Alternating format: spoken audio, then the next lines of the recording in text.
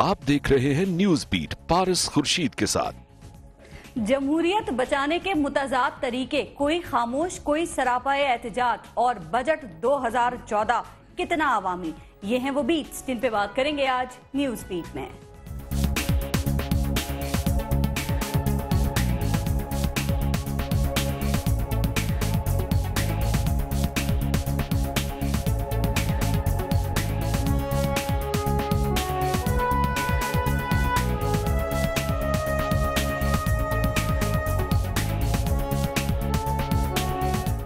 Welcome to news beat, मैं हूं पारस खुर्शीद। कहा जाता है कि बजट पेश करना किसी भी हुकूमत के लिए एक इम्तहान होता है। बजट पेश करके हुकूमत की जान में जान आती है और बजट सुनकर अवाम की जान जाती है।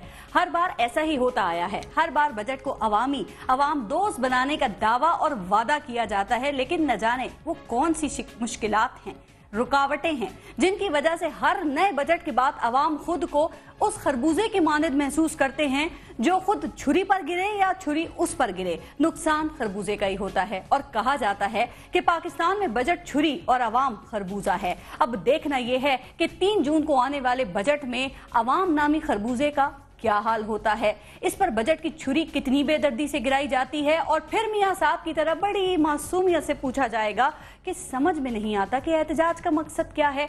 लेकिन कादरी साहब ने कहा है कि फिक्र न करें, चंद माह की देर है, समझा दूंगा एहतजाज क्यों कर रहे हैं। लेकिन मसला यह है कि समझ में तो बहुत सी बातें नहीं आ रही। जरदारी साहब कहते हैं कि इलेक्शन में धांधली हुई लेकिन जमहूरियत के लिए खामोश हैं। इमरान खान कहते हैं कि धांधली हुई है, जमहूरियत के लिए एहतजाज कर रहे हैं। अब समझ में नहीं आ रहा कि किस डॉक्टर का तरीका इलाज दुरुस्त है। ये तो वक्त आने पर पता चल ही जाएगा। वक्त आने पर तो ये भी पता चल जाएगा कि ऐसा अचानक क्या हुआ है कि रवादारी की, इत्तेहाद की, भाईचारे की, मफाहिमत की सियासत को खैरबाद कह के नून लीग पाकिस्तान पीपल्स पार्टी को सियासी इंतकाम का निशाना बनाने पर लगी हुई है। यूसुफ रजा गिलानी साहब ने तो वार्निंग दे दी है कि हुकूमत इतने केस बनाए जितने कल बर्दाश्त कर सके। अब सवाल यह है कि ये सब हकीकत है या अवामी मसाइल से तवज्जो हटाने का फॉर्मूला। इसी पर प्रोग्राम में आज हम बात करेंगे और हमें ज्वाइन किया है पाकिस्तान पीपल्स पार्टी से सईद गनी साहब ने। पीटीआई से हमारे साथ शहरयार आफरीदी साहब मौजूद हैं और पीएमएलएन से कुछ देर में हमें डॉक्टर तारिक फजल चौधरी साहब ज्वाइन करने वाले हैं। एक ब्रेक लेते हैं, देखते रहिएगा न्यूज बीट।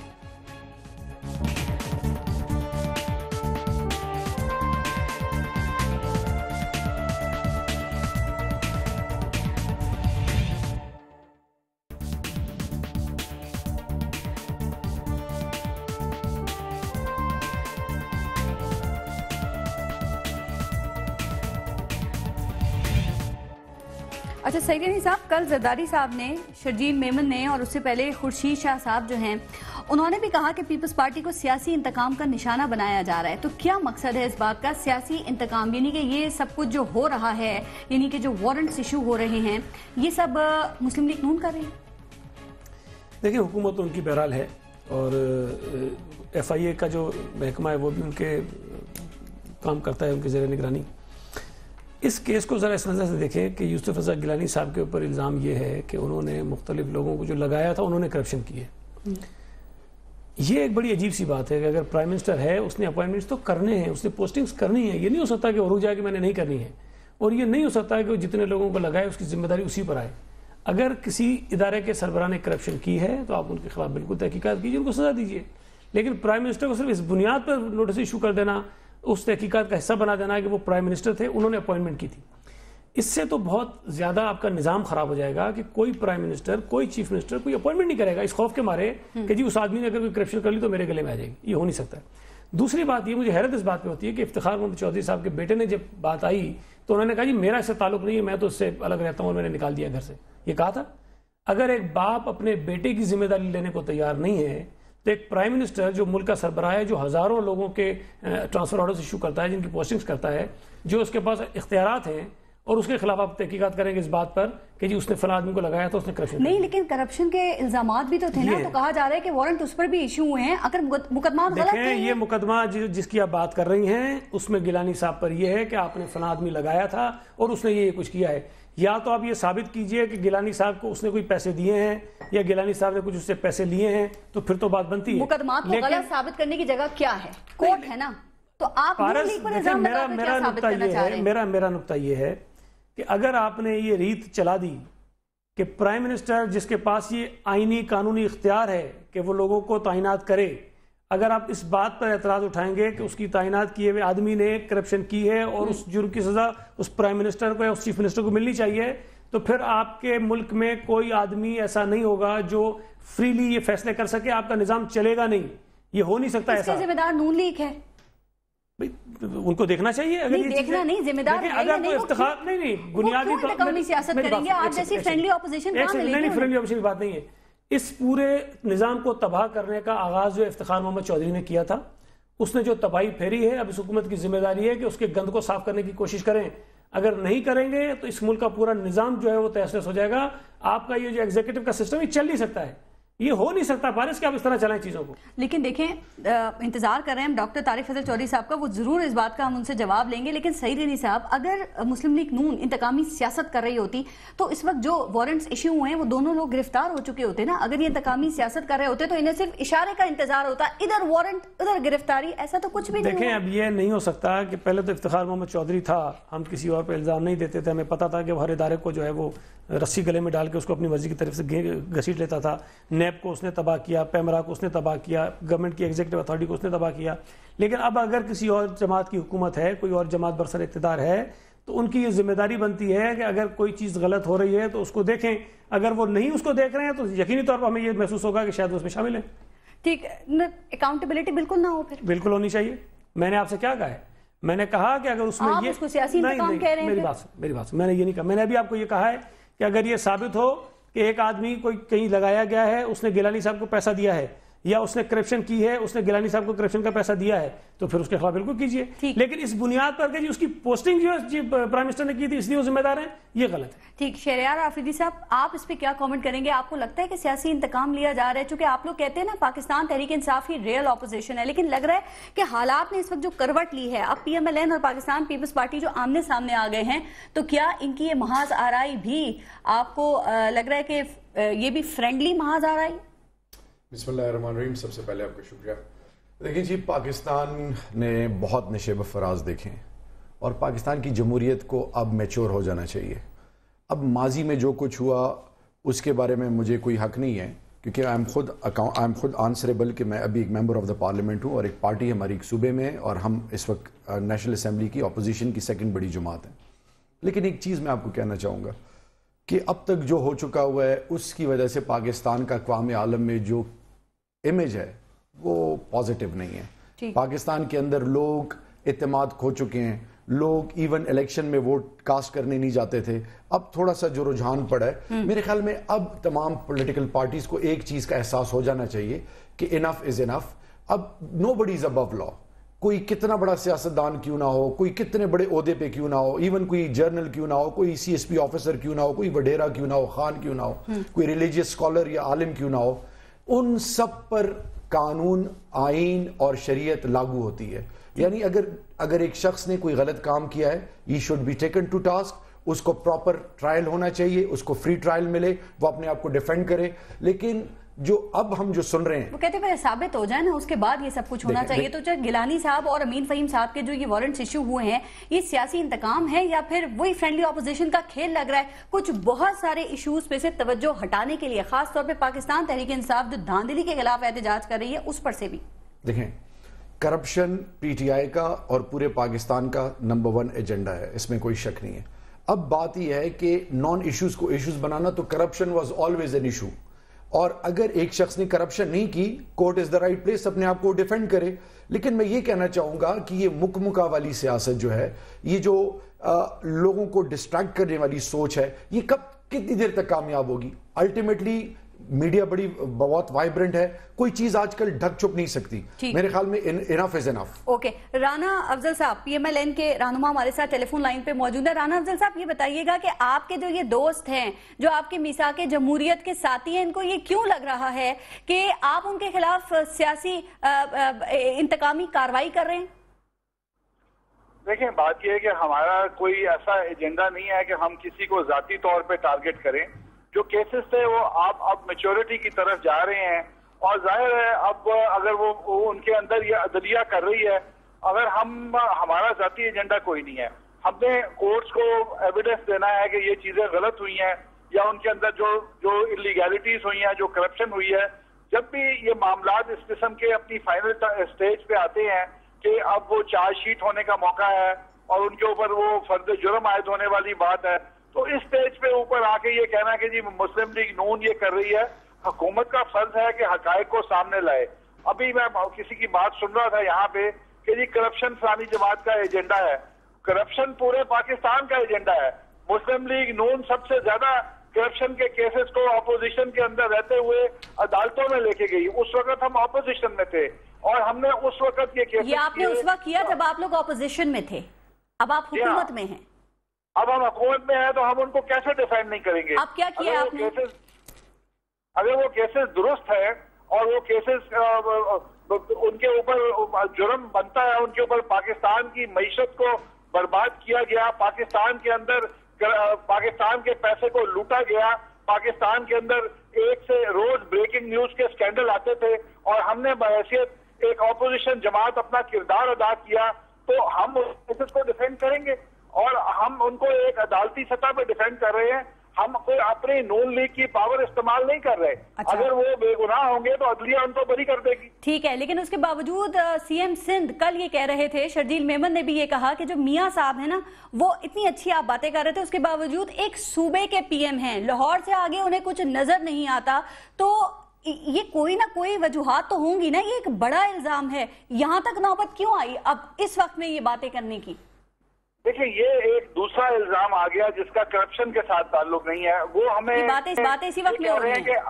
وہ ہمیں یہ کہہ رہے ہیں کہ ہم دوسرے صوبوں کو اگنور کر رہے ہیں اور ہم پنجاب کو زیادہ لک آفٹر کر رہے ہیں. اگر اس قسم کا الزام ہے کہ ہم دوسرے صوبوں کو جو این ایف سی ایوارڈ کے پیسے کم دے رہے ہیں تو پھر تو ان کی بات جائز ہے.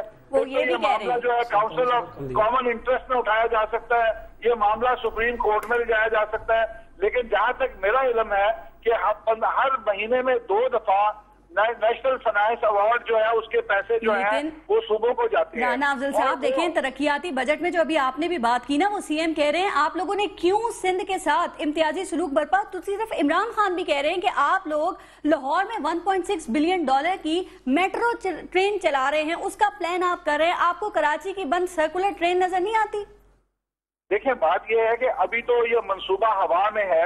اگر اس کے بجٹنگ ہو جائے گی اور پھر آپ کو تنقید کرنے کا موقع ملے گا کہ یہ پیسہ کہاں سے آیا. ابھی تو وہ پلاننگ سٹیج میں ہے, وہ حکومت پنجاب کرتی ہے, ایل ڈی اے کرتی ہے, فورن انویسٹر آتا ہے, ابھی تک یہ معاملات کلیئر نہیں. جہاں تک کراچی سرکولر ریلوے کا ہے وہ پی ایم ایل نون کی گورنمنٹ کا پرائرٹی پروجیکٹ ہے. اس کے اندر کراچی کی لوکل گورنمنٹ جو ہے, جو لوگ گھس بیٹھے ریلوے کی زمین اور ریلوے کے ٹریک کو آکوپائی کیے ہوئے ہیں, ان کو خالی کرانے میں ہمیں سندھ حکومت ہماری مدد نہیں کر رہی. ہم ایک سیکنڈ رانا افضل صاحب, یہیں پہ اس چیز کو کلیئر کرتے ہیں, کیوں مدد نہیں کر رہے؟ شکایتیں تو سعید علی صاحب آپ لگا لیتے ہیں. 2-3 باتیں انہوں نے کہی ہیں. ایک تو بات یہ ہے کہ جو سندھ کا ڈویژل پول میں شیئر بنتا تھا اس کرنٹ ایئر کا, اس میں 47 ارب روپے کا شارٹ فال ہے جو نہیں دیے فیڈرل گورنمنٹ نے. 47 ارب روپے, ٹھیک ہے جی. اس سے ہوتا یہ ہے کہ جو پروونشل گورنمنٹ کا بجٹ ہوتا ہے, ڈیفینیٹلی وہ ساری جو رقم آنی ہوتی ہے فیڈرل گورنمنٹ سے اس کو سامنے رکھتے ہیں, پھر اپنے جو اپنی ارننگز ہوتی ہیں اس کو سامنے رکھ کے بنایا جاتا ہے. اگر 47 ارب روپے آپ کے کم آئے تو آپ کا پورا بجٹ جو ہے وہ آگے پیچھے ہو جاتا ہے, اور اس کی وجہ سے سندھ کی جو ڈیولپمنٹ کی اسکیمیں تھیں اس سال کی, اس کے اوپر بھی ہم خرچہ نہیں کر سکیں. دوسرا یہ کہہ رہے ہیں جی ریلوے کی زمینوں پہ ہم نے نہیں کرایا. یہ بات پہلے ہوئی تھی اور چیف منسٹر صاحب نے کل پرسوں پریس کانفرنس کی, اس میں موجود تھا. انہوں نے کہا کہ انہوں نے ہمیں کچھ ایریاز بتایا کہ ان کو آپ کلیئر صاف کروائیے, اور ہم نے ان کو ریموو کروائی ہے, یہ بتانے کے لیے کہ ہم اس پہ سنسیئر ہیں اور ہم کر سکتے ہیں. جب ہم نے وہ کر دیا تو آگے منصوبے کو نہیں لے کے جا رہے ہیں. ہم اگر قبضہ ہٹاتے ہیں تو اس کا مطلب ہے منصوبہ شروع کریں نا, اگر آپ اس کو پھر چھوڑ دیں گے وہ قبضہ پھر ہو جائے گا. اب تھوڑا سا ذرا آگے بڑھتے ہیں. سعید علی صاحب, زرداری صاحب نے کہا کہ الیکشن میں دھاندلی ہوئی لیکن ہم جمہوریت کے لیے خاموش ہیں. ذرا بتائیں گے کہ جمہوریت کے فائدے کی چیز کیا ہے, آپ لوگوں کی خاموشی یا ان کا احتجاج؟ دیکھیں پارس, جب یہ الیکشن ہوئے تو ہم نے اگلے دن ہی کہا تھا کہ یہ آروز کے الیکشنز ہیں اور اس میں دھاندلی ہوئی ہے. کوئی ہم نے بہت بعد میں نہیں کہا, یہ فوراً کہا تھا. لیکن صورتحال یہ تھی کہ اگر پیپلز پارٹی باہر نکلتی, پی ٹی آئی کو بھی اعتراضات تھے, جے یو آئی کو بھی اعتراضات تھے, اے این پی کو بھی اعتراضات تھے. اگر ہم احتجاج پہ آ جاتے تو تمام جماعتیں آ جاتی اور اس پورے الیکشن کا پتہ نہیں کیا ہوتا, اور اس ملک کے اندر مجھے نہیں پتا کیا ہو جاتا اس وقت جس طرف حالات جا رہے تھے. ہم یہ سمجھتے تھے کہ اس ڈیموکریٹک سسٹم کو آگے بڑھنا چاہیے. اگر اس کے اندر ہمیں کچھ اعتراضات ہیں تو ہمیں بجائے سڑکوں پر آ کر اس کو ریجیکٹ کرنے کے ہم عدالتوں میں جائیں اس کو چیزوں کو لے کر، اور ہمارے لوگوں نے کیا ہوا ہے کئی جگہوں پر. NA-124 میں اعزاز صاحب نے کروایا، NA-139 میں چودھری منظور نے کروایا ہے، اس کے علاوہ کئی اور حلقوں میں ہماری ہوئی. یہ میں 2 حلقے آپ کو بتاؤں جن کا ریکارڈ ہم چیک کر چکے ہیں اور جس میں ثابت ہوا ہے کہ داندیاں ہوئی ہیں ساری. تو بہتر یہ سمجھا گیا کہ اس نظام کو چلتے رہنا چاہیے، اور اگر ہم نے اس کو ادھر ادھر کرنے کی کوشش کی تو پھر شاید یہ ایک واضح لائن لے لینا کہ آپ کی خاموشی صحیح ہے یا ان کا احتجاج خاموش تو صحیح نہیں ہے. تھے، ہم تو کہہ رہے ہیں کہ داندلی ہوئی ہے. یہ داندلی کی جو بات کر رہے ہیں ہم ان کے ساتھ ہیں، یہ الیکشن ریفارمز کی جو بات کر رہے ہیں ہم ان کے ساتھ ہیں. اعتراض صرف اس بات جو پر گرینڈ الائنس بنا رہے ہیں آپ اس کو بھی غلط نہیں سمجھتے؟ دیکھیں نا، اگر یہ کوئی الائنس بنانا چاہیں تو میں کون ہوتا ہوں ان کو کہوں گے جی آپ مت کریں. ہم مخالفت نہیں کرتے. آپ ساری چیزیں ایک ساتھ اکٹھی کر رہی ہیں نا. دیکھیں اگر مختلف سیاسی جماعتیں آپس میں بیٹھ کر کوئی اتحاد بناتی ہیں تو یہ ہمارا اختیار ہے کہ ہم اس میں جاتے ہیں یا نہیں جاتے ہیں. ہم یہ تو نہیں کر سکتے کسی اور کو ہاتھ سے پکڑ کے کھینچے کہ تم اس میں مت جاؤ. ان کا اپنا فیصلہ ہے، وہ کر رہے ہیں. لیکن جب وہ اب آج انہوں نے پریس کانفرنس کی ہے اس میں جو مطالبات رکھے گئے ہیں تو قادری صاحب سے ہمارا اعتراض صرف اتنا ہے کہ آپ یہ بتائیے کہ جو نظام آپ کہہ رہے ہیں وہ نافذ کریں گے کیسے آپ اس بالکل یہ آپ کا ویلڈ سوال ہے. ہم صرف یہ جاننا چاہ رہے ہیں پاکستان پیپلز پارٹی کی لائن کیا ہے؟ لائن بڑی کلیئر ہے، اسٹیٹمنٹس ہیں، لائن بڑی کلیئر ہے ہماری لائن بڑی کلیئر ہے. کبھی آپ ان کو تو ایک لائن اگر واضح ہو جائے تو پھر یہ سوال بی بی اگر کوئی بات یہ ٹھیک کرتے ہیں اچھا تو ہم سمجھتے ہیں یہ ٹھیک ہے، ہم ان کے ساتھ بھی کہتے ہیں آپ کی بات ٹھیک ہے. نہیں لیکن انہوں نے الیکشن ریفارمز کی بات کی، ہم کہتے ہیں بالکل بات ٹھیک ہے، وہ ہونے چاہیے، ہم ان کے ساتھ ہیں، اس پر تو ہم کوئی اختلاف نہیں کر رہے ہیں. لیکن جو یہ احتجاج کر رہے ہیں، راستہ اختیار کر رہے ہیں، وہ ٹھیک نہیں ہے. راستہ ٹھیک نہیں. اچھا وہ راستہ ٹھیک نہیں ہے. تو کیا آپ لوگ جمہوریت کی روح کے خلاف جا رہے ہیں شہریار رافدی صاحب، اور آپ کے دھرنے احتجاج اس سے جمہوریت کو نقصان پہنچ سکتا ہے؟ آپ لوگوں کو نہیں پتا اس بات کا؟ دیکھیں جی، یہ جو خوف والی سوچ ہے اس کی نفی کی ہے اسلام نے، دین نے. جہاں تک بات ہے جمہوریت کی، جمہوریت تب ہوگی جب پاکستان کے رہنے والے لوگ، پاکستان کے تمام ادارے انصاف پر مبنی اپروچ اپنائیں. اب آپ مجھے بتائیں، آگے بجٹ آ رہا ہے، انفلیشن ڈبل ڈیجٹ میں ہے، بالکل عام آدمی کی حالت بد سے بدتر ہو گئی ہے. لیبر 10,000 اس کی تنخواہ ہے، 10,000. ایک شخص اگر اپنی بیوی اور 2 بچوں سمیت اگر وہ رو رہا ہے آج کے اس تاریخ میں، فائنانس منسٹر صاحب سے لے کر کتنا بڑا اکانومسٹ کیوں نہ اس کا گھر کا ذرا بجٹ بنا کے دیکھ، سیلریڈ کلاس کی آپ سیلریز دیکھ لیں. دیکھیں جمہوریت کی اگر یہ ریت رہی کہ جی پیچھے جو ہوا اس پہ پردہ ڈالو، آگے چلتے جاؤ. میں نے پہلے آپ کو شروع میں کہا تھا انف از انف. اب میرے خیال میں پولیٹیکل کلچر اب وائبرنٹ ہوتا جا رہا ہے، ینگ بلڈ انڈکٹ ہو گیا ہے، سوچ بدلتی جا رہی ہے، میڈیا بڑا ایکٹیو ہو گیا ہوا ہے. ابھی میرے خیال میں جمہوریت کو اب ایک ایسی سوچ رکھنی پڑے گی جس سے یہ جو نیگیٹو پرسپشن اباؤٹ پالیٹکس وہ ختم ہو جائے. میں آپ کے توسط سے بتانا چاہ رہا ہوں، عام سوچ کیا ہے کہ قومی اسمبلی میں بیٹھنے والے یا سینٹ میں بیٹھنے والے جو ہیں ان کو شاید کھانا فری ہے، چکن کی اتنی پلیٹ ہے، ان کی تنخواہیں لاکھوں میں ہیں. 71,000 روپے ایک MNA کی سیلری ہے جو ڈیڈکٹ کٹ کے بجلی اور گیس اور سارا کچھ 51-52 ٹیک ہوم آ جاتی ہے. میں یہ آپ کو بتانا چاہ رہا ہوں کہ کوئی کچھ بھی کرے الٹیمیٹلی سیاستدان بدنام ہوتے ہیں، لوگ پولیٹیشنز کو ڈیگریڈ کرتے ہیں.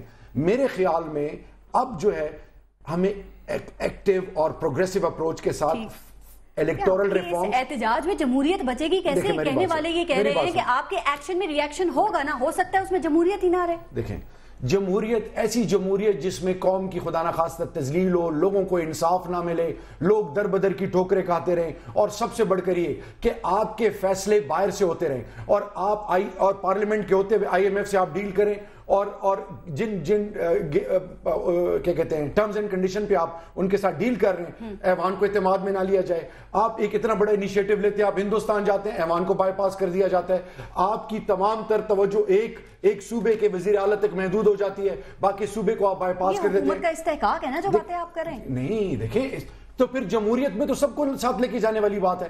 NFC کی بات آتی ہے، نیشنل فائنانس کمیشن. ابھی میرے بھائی نے کہا کہ مہینے میں 2 دفعہ NFC میں آپ نے صوبوں کو اور خاص کر خیبر پختونخوا کا میں بتاتا چلوں جی خیبر پختونخوا کا شیئر پہلے انہوں نے کہا کہ 11%، جب قومی اسمبلی میں ہم نے پوچھا تو انہوں نے کہا جی 14.6%، یعنی 2008 سے لے کر 2013 تک 3.6% خیبر پختونخوا کا کہاں جاتا رہا. CCI کا جب اجلاس ہو جاتا ہے وہاں آپ لوگ سب مان لیتے ہیں، اس کے بعد میں آ کے پھر آپ اس طرح کے الزامات لگانے لگتے ہیں. نہیں پارس ہم الزام نہیں لگا رہے، یہ فیکٹس میں بات کر رہا ہوں.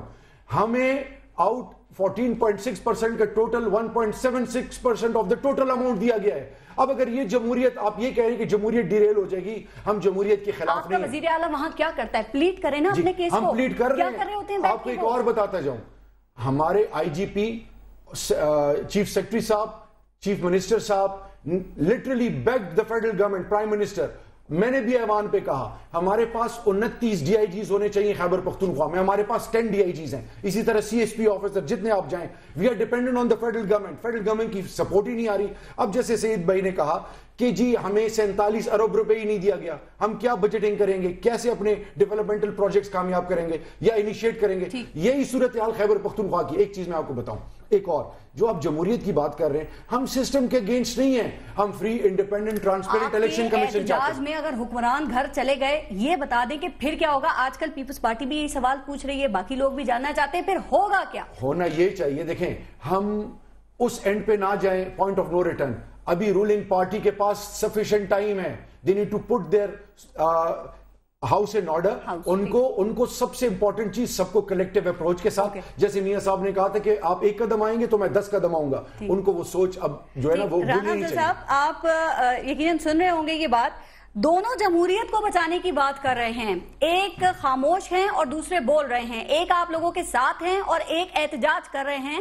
تو دونوں کا اپنا اپنا طریقہ ہے, جمہوریت کو اپنے اپنے فارمولا ہے جمہوریت کو بچانے کا. آپ کے خیال میں جمہوریت کیسے بچے گی اور آپ لوگوں کو کون سا فارمولا سوٹ کرتا ہے ان میں سے؟ جمہوریت کو بچانے کی بات نہیں, جمہوریت بچی ہوئی ہے, جمہوریت کو مضبوط کرنے کی بات ہے. جمہوریت کو کوئی خطرہ نہیں ہے. پاکستان میں اگر جمہوری حکومت کو ڈیریل کیا کرنے کی کوئی سوچے گا تو وہ قانون کو اگر ہاتھ لے کے سوچے گا تو وہ نہیں کر سکے گا. اگر قانون کے اندر ہماری حکومت کوئی کام غلط کر رہی ہے تو پھر سپریم کورٹ کے, ہائی کورٹ کے دروازے کھلے ہیں, یہ وہاں جائیں. اب غیر قانونی کام ہم کر رہے ہیں, ہم اپنے جو این ایف سی ایوارڈ کا ایک ریشو فکس ہے تمام صوبوں کے درمیان, اگر ہم اس کو وائلیٹ کر رہے ہیں تو اس کے لیے فورم موجود ہے.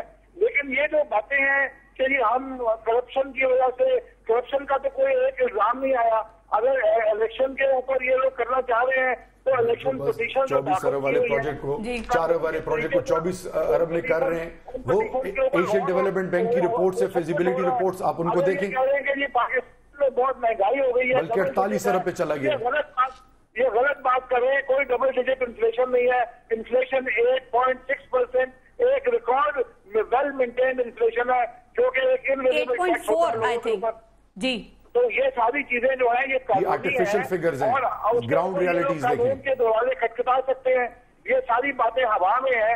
انہوں نے کوئی لیگل ایکشن نہیں لیا جس کے اوپر ہماری گورنمنٹ کی انلیگیلٹی کو انہوں نے چیلنج کیا ہو. ٹھیک, لیکن عمران خان صاحب نے وارن کر دیا ان تمام باتوں کے باوجود آپ لوگوں کو پھر بھی کہ جو انتخابی دھاندلیوں کے الزامات ہیں ان کو آپ نے منطقی انجام تک پہنچانا ہے. اسٹے آرڈر لے کے 5 سال تک آپ کو حکومت کی چلانے نہیں دیں گے, اور 4 حلقوں کی جو بات کر رہے ہیں اس کی ویریفیکیشن کروائیں. تو 1 سال ہو گیا, کلیئر کر لینا معاملات کو. دیکھیں میں اس کے لیے 1 منٹ دے دیں گے. فرض کریں کہ ان 4 حلقوں میں میرا ایک حلقہ ہے. میں اپنے آپ کو آر او کے سامنے بھی ڈیفینڈ کروں گا, میں اپنے آپ کو ٹرائبونل کے سامنے بھی ڈیفینڈ کروں گا, میں اپنے آپ کو ہائی کورٹ کے سامنے بھی ڈیفینڈ کروں گا, میں اپنے آپ کو سپریم کورٹ کے سامنے بھی ڈیفینڈ کروں گا. کیا یہ میرا حق عمران خان مجھ سے چھین سکتا ہے؟ نہیں, کیا یہ جمہوریت کو مضبوط کرنے والی بات ہے؟ کیا یہ free and transparent election commission بنانے کی بات ہے؟ ہم یہ کہہ رہے ہیں کہ کوئی حلقہ اٹھا لیں, لیکن یہ 4 حلقوں سے کیوں گھبرا رہے ہیں؟ کیا خوف ہے ان کو؟ ان کی تو میجورٹی 2/3 میجورٹی سے زیادہ ہے. پھر 5 سال کے لیے آپ اسٹے آرڈر کیوں لے رہے ہیں؟ پھر آپ کے دانیال عزیز صاحب اور شہاب الدین خان 2 MNA جو ہیں وہ 2008 کے الیکشن سے لے کر اب تک جو ٹریبیونلز کے چکر کاٹ رہے ہیں. یعنی آپ وہی سوچ دوبارہ اپنائے ہوئے ہیں جو پرانی سوچ ہے. کیا آپ پاکستانی پروگریسو اپروچ نہیں اپنانی؟ میں جواب دے رہا ہوں. اگر مجھے آپ ڈی سیٹ کرنا چاہتے ہیں فراڈ کی وجہ سے تو میرا حق نہیں ہے کہ میں اپنے آپ کو ڈیفینڈ کروں. آپ کی ٹیلی ویژن ٹاک شو سن کے میں اپنی سیٹ چھوڑ دوں؟ کیوں چھوڑوں میں اپنی سیٹ؟ کیوں میری جواب مجھے کہے گی کہ تمہیں یہ سیٹ عمران خان کے پروپیگنڈے کے اوپر چھوڑ دو؟ پاکستان کے بہتر مستقبل کے لیے آپ نے ڈیسیجن لینا ہے. میں وہ ہر قانونی حربہ استعمال کروں گا جو میں اپنے آپ کو ڈیفینڈ کروں. یہ میرا رائٹ نہیں ہے. बिल्कुल ठीक, ब्रेक लेनी है। लेकिन सईद अली साहब, एक बात, अभी इमरान खान साहब का जिक्र हुआ ना, उन्होंने कहा कि पाकिस्तान को लिमिटेड कंपनी की तरह चलाया जा रहा है।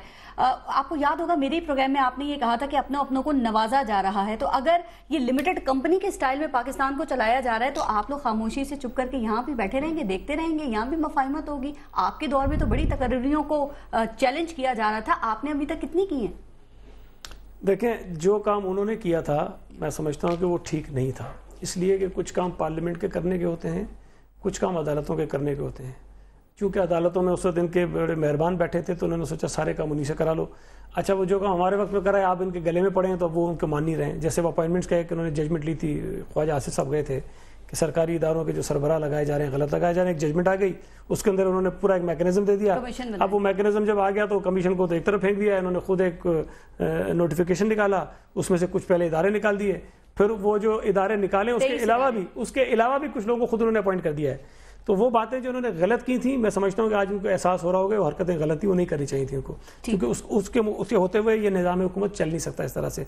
बाकी जहाँ तक हमारी बात है, मैं नेशनल असेंबली में चूंकि कम होता हूँ, मुझे नहीं पता वहाँ क्या कार्रवाई होती है। आप कभी तकलीफ किया करें और सेनेट की कार्रवाई सुना करें तो आपको पता चलेगा कि हम कितनी फ्रेंडली अपोजिशन है। बिल्कुल ठीक, वो जरा इस पे मजीद भी बात कर लेते हैं। लेकिन जिस तरह ये तारिक फजल चौधरी साहब की कुर्सी खाली दिख रही है, इसहाक डार साहब ने जून 2013 में कहा था कि आइंदा बजट जो होगा वो अवाम दोस्त बजट होगा, उसमें रिलीफ दिया जाएगा। उम्मीद करते हैं कि बजट में रिलीफ भी इस तरह गायब ना हो जिस तरह हमारे प्रोग्राम में इस वक्त डॉक्टर तारिक फजल चौधरी गायब हैं। अभी भी उन्होंने कहा कि मैं 10 मिनट में पहुंच रहा हूँ, प्रोग्राम में अब 10 मिनट भी नहीं रह गए, लेकिन हम इंतजार उनका फिर भी करेंगे। देखते रहिएगा न्यूज बीट, लेते हैं ब्रेक।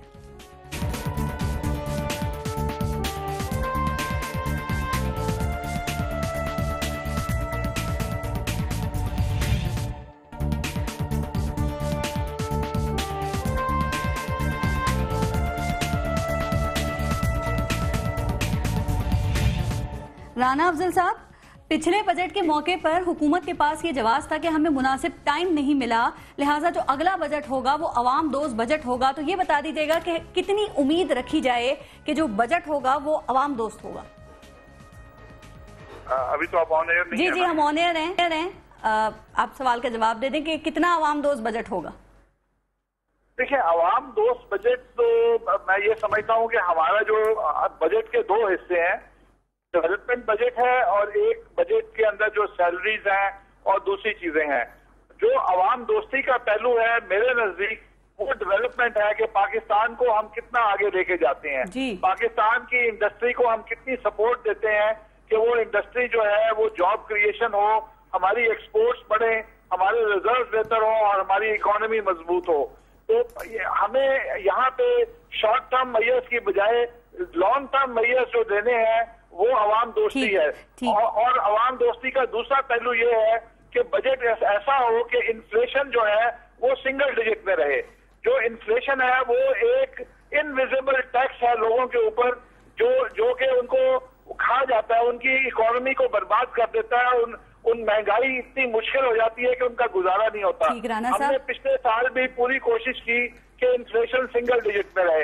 अगले साल के हमारे इन्फ्लेशन का जो हदफ है वो 8% का है। चले, हदफ भी बता दिया। लेकिन राना साहब, इन बातों के बावजूद लग रहा है आपको गरीब आवाम का एहसास तो है, लेकिन कहा जा रहा है कि 535 अरब रुपए के नए टैक्स लगाए जाएंगे।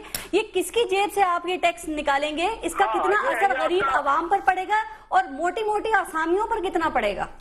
ये आपका बहुत अच्छा सवाल है। टैक्स जो है वो उन मोटे मोटे लोगों पर पड़ेगा जो टैक्स देते नहीं है।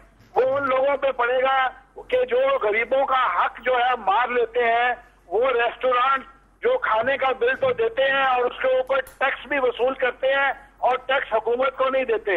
ये गरीबों का हक मारने वालों पे टैक्स लगेगा और वो पैसा इकट्ठा करके गरीबों की फलाह और बेहतरी के ऊपर खर्च होगा। राना साहब, ये शहरयार आफरीदी साहब जरा बताएंगे आपको और सईद अली साहब कि वो भी क्या एक्सपेक्ट कर रहे हैं। शहरयार आफरीदी साहब, आप बात करना चाह रहे हैं ना इस पे? फाइनेंस मिनिस्टर साहब ने अपनी 2013-2014 बजट की स्पीच में कहा था कि हमने एफबीआर को और नादरा को ये रिस्पॉन्सिबिलिटी दे दी है कि आप टैक्स बेस को बढ़ाएं। टैक्स बेस तो बढ़ा नहीं, नंबर 1। नादरा में खुद बड़े फ्लॉज हैं जिनके खुद ये गवाह बने हुए हैं। साथ में आपको ये बताएं कि वो जो पैसा पाकिस्तान से बाहर बढ़ा हुआ है, पाकिस्तान का पैसा जो यहां से गया हुआ है, क्या वो वापस आ गया? یہ جو ٹیکس انڈائریکٹ ٹیکسز کر رہے ہیں, انڈائریکٹ ٹیکسز میں تو غریب سے غریب تر ہوتا جا رہا ہے. یہ جو بجلی میں آپ نے 100, 150, 200 یونٹس پہ کس کو ٹارگٹ کیا ہے؟ عام پاکستانی کو, اور جو لیبر اور سیلریڈ کلاس جن کی تنخواہیں 8,000 سے لے کر 20,000 تنخواہیں تک ہیں. اب اگر یہ ڈیولپمنٹ یہ کہتے ہیں کہ ہم کاشغر اکنامک کوریڈور بنا لیں گے, ہم یہ کر دیں گے, وہ کر دیں گے. آج اسلام آباد میں G6 سیکٹر میں کلین ڈرنکنگ واٹر نہیں ہے. آپ اسلام آباد کے اسکولوں میں چھت نہیں ہے. آج اسلام آباد میں بچوں کو پینے کا صاف پانی میسر نہیں ہے, اور باقی علاقوں کا چھوڑ. میٹرو بس تو بن رہی ہے, ایشین ٹائیگر تو بنانے کی بات کر رہے ہیں. میٹرو بس بن رہی ہے. ایشین ڈیولپمنٹ بینک کی سروے کیا ہے کہ یہ جو 26 کلومیٹر کا ٹوٹل ڈسٹنس ہے, جس میں نہیں 27 سمتنگ, ہاں, لیکن جس میں سے 14 کلومیٹر جو اسلام آباد ہے, اس پہ یہ 4 ارب پہ بننا تھا, یہ 24 ارب پہ چلا گیا ہے, اور ٹوٹل اماؤنٹ 48 ارب. تو یہ کرپشن نہیں تو کیا ہے؟ چلیں ٹھیک, جواب لوں گی میں رانا افضل صاحب سے. سعید علی صاحب سے بھی پوچھ لوں, بجٹ کیسا آپ آتا ہوا دیکھ رہے ہیں؟ کیونکہ سعید علی صاحب جو پاکستان اکنامک واچ ہے نا, وہ اس کے مطابق وہ یہ کہہ رہا ہے کہ حالیہ بجٹ کے بعد غربت مزید بڑھے گی. مور دین 50% پاپولیشن خط غربت سے ویسے ہی نیچے ہے, 61%, اور 61% جو ہے وہ انڈائریکٹ ٹیکسز عام عوام پر ہے. تو کیسے بنائیں گے یہ ایشین ٹائیگر؟ دعوے تو بڑے. دیکھیں, ایک چیز ذہن میں رکھیں کہ اگر آپ نے IMF اور ورلڈ بینک کی شرائط پوری کرنی ہے جو انہوں نے ان سے کمٹمنٹس کی ہوئی ہیں, تو پھر اس بجٹ کے ساتھ آپ لوگوں کی بھلائی کا سوچیں بھی نہ کہ کچھ ہو سکتا ہے. جو کنڈیشنز انہوں نے رکھی ہوئی ہیں, ان کی کنڈیشنز یہ ہے کہ آپ نے سبسڈی ساری ختم کر دینی اور بجلی کی قیمت وہاں پر لے کے جانی جہاں لوگوں کی سکت ہی نہیں رہے گی, وہ بیچارے اس کو برداشت کر سکیں. گیس کی قیمت کے ساتھ بھی یہ ہونا ہے, پہلے یہ بڑھا چکے ہیں, یہ مزید اس کے اندر اضافہ بھی کریں گے. انہوں نے کہا جی ڈیولپمنٹ یہ ہوتی ہے کہ ہم لوگوں کو سڑکیں بنائیں کریں اور لوگوں کی بھلائی اس میں ہو جاتی ہے. ان سے یہ پوچھیں کہ جو ابھی کرنٹ ایئر کا جو PSDP تھا اس کا کتنے % انہوں نے خرچ کیا ہے؟ اچھا, اس کا کم خرچ کر رہے ہیں, صوبوں کو اس کا کم دے رہے ہیں. بالکل. اچھا, سرکولر ڈیٹ ابھی جو ان کا بنا ہے وہ اگلے سال دیں گے. وجہ کیا ہے؟ وجہ کیا ہے؟ وجہ یہ ہے کہ جو آپ کا بجٹ کا ڈیفیسٹ ہے اس کو کم کریں. انہوں نے ریلیزز نہیں کرنی ہے. اگر آپ اس طرح سے یہ گمکس کریں گے کہ جی ہم نے اتنا کہا تھا کہ اتنا بجٹ ڈیفیسٹ رکھیں گے وہ ہم کر لیں گے.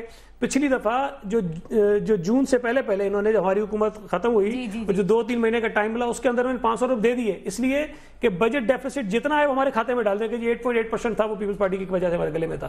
حالانکہ وہ 500 ارب جو دیا اس کی وجہ سے پڑا, لیں اسٹیٹ بینک کی رپورٹ جو تھی انہوں نے کم بتایا تھا. اس مرتبہ جو انہوں نے کہا کہ ہم اتنا کریں گے, اب اس کو مینٹین کرنے کے لیے یہ ڈیولپمنٹ کا خرچہ کم کر رہے ہیں, یہ صوبوں کو ان کا شیئر کم دے رہے ہیں, یہ IPPs کو ادائیگیاں نہیں کر رہے ہیں. یہ سارے گمکس ہیں. جیسے ہی جون گزر جائے گا اس کے بعد یہ سارے کام کرنا شروع کر دیں گے. تو یہ چیزیں اس طرح ہوتی نہیں. دوسرا جو آپ نے کہا نا ڈائریکٹ ٹیکسیشن کی, انہوں نے جو بات کہی ہے جو سنی ہے, مجھے نہیں پتا وہ کس حد تک اس پہ امپلیمنٹ کرتے ہیں, کہ جو ایگزیمپشنز ہیں مختلف SROs کے ذریعے وہ کوئی 480 ارب کے قریب ہے, شاید اس سے بھی زیادہ ہیں. اس میں کوئی 240 ارب روپے کی کمی کریں گے. اگر یہ کرتے ہیں تو اچھی بات ہے, لیکن اس لیے نہیں کر پائیں گے جو مجھے لگتا ہے کہ ابھی کچھ دن پہلے ایک SRO جاری ہوا تھا, نہیں کچھ دن پہلے ایک SRO جاری ہوا جس میں FBR کا جو انٹیلیجنس ونگ ہے اس کو کچھ اختیارات اس کے بڑھائے گئے تاکہ وہ لوگوں سے جا کے ٹیکس کلیکشن کرے, کیونکہ اس کا ریکارڈ تھوڑا ٹھیک تھا. اسحاق ڈار صاحب نے کچھ لوگوں کے دباؤ پہ وہ SRO وڈرا کر لیا.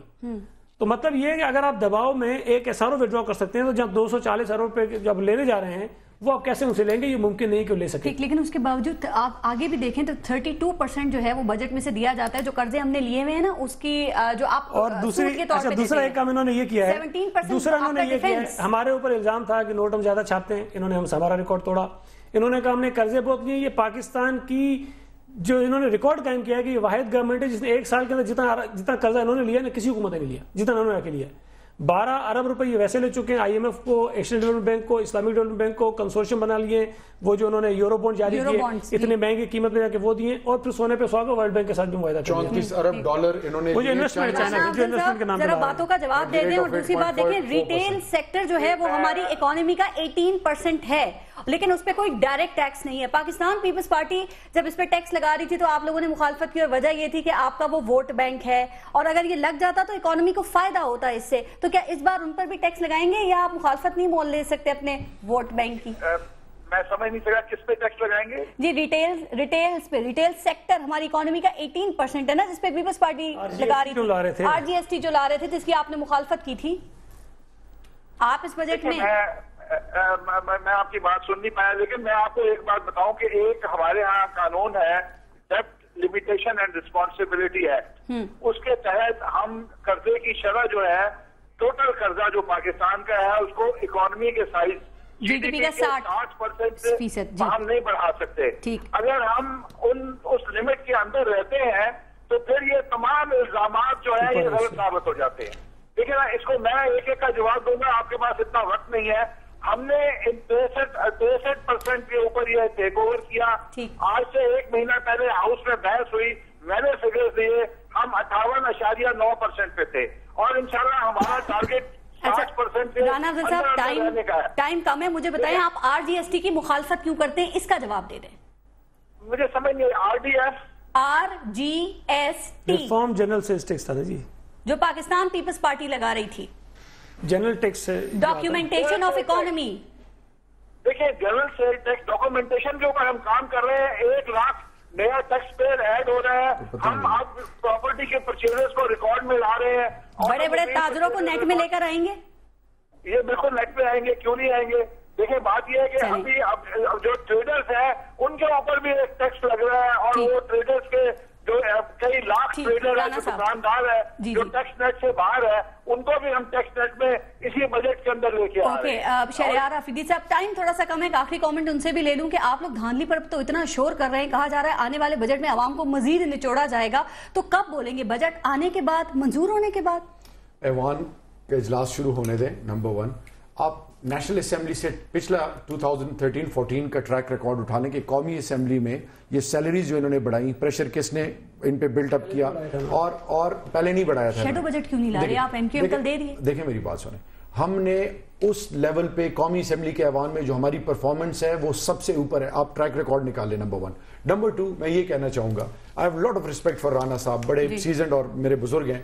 رانا صاحب جو ہیں ود ڈیو ریسپیکٹ قربانی کا بکرا بن رہے ہیں. یہ جو فیکٹس اینڈ فگرز دیے جا رہے ہیں, یہ جو آرٹیفیشل فگر جو مشرف کے دور میں بھی دی جاتی تھی, یہ ڈسپشن ہے. خدا را قوم سے سچ بولا جائے, صحیح فگرز بتائے جائیں. آئی ایم ایف سے آپ ڈیل کرتے ہیں, جو سٹرنگز اٹیچ ہوتے ہیں, آپ نے ان کو یہ اجازت ہی دے دی ہے کہ آپ نے اشیاء خرد و نوش کی قیمتیں جتنی بڑھانی ہے بڑھا دیں. what does it show? It shows کہ آپ نے عام پاکستانی کو اور ڈبو دیا. آئی ایم ایف کا ان چیزوں سے کوئی تعلق کیوں نہیں ہے؟ ٹرمز اینڈ کنڈیشن میں, میں انٹرنیشنل اکنامکس کا اسٹوڈنٹ ہوں, اس کا ڈائریکٹ ایفیکٹ کس پہ پڑتا ہے؟ کنزیومر پہ پڑتا ہے. کنزیومر کون ہے؟ وہ پاکستانی ہے. ہمیں یہ کہے کہ بجلی چوری کم کرو, تو کیا ہمیں خود ہی نہیں کرنی چاہیے؟ چلیے سیرانی صاحب آخری کامنٹ اس پہ دے دیں. سب سے زیادہ پنجاب کی پرفارمنس بجلی کی چوری میں ورسٹ ہے.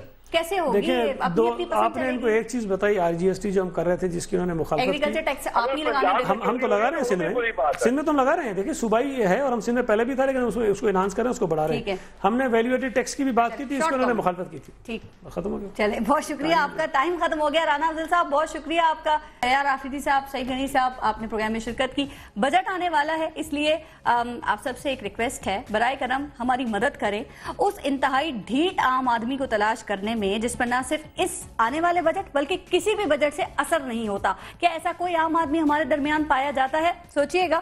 اپنا اپنے ملک کا خیال رکھیے. پارس خورشید کو اجازت دیجیے. اللہ نے کے بعد.